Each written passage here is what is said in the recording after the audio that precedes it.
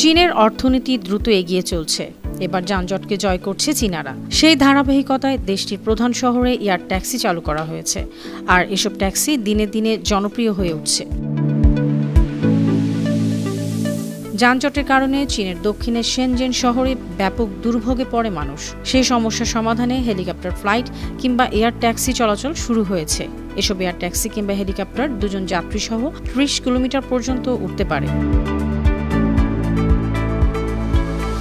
সেখানে মাত্র $৮০ কিংবা প্রায় ১০,০০০ টাকায় ভাড়া পাওয়া যায় এয়ার ট্যাক্সি হেলিকপ্টার। প্রাথমিক অবস্থায় বিশেষ কিছু মানুষ নতুন এই শহুরে পরিবহন ব্যবস্থার সুবিধা পাচ্ছে।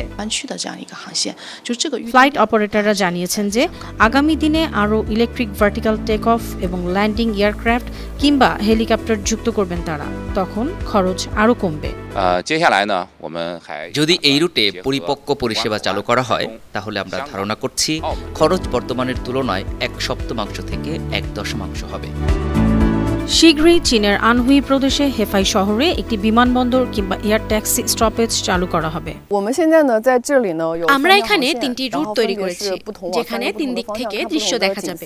এটি এমনভাবে ডিজাইন করা হয়েছে যাতে প্রতিদিন ৮০ থেকে ১০০টি বিমান কিংবা এয়ার ট্যাক্সি উঠানামা করতে পারবে।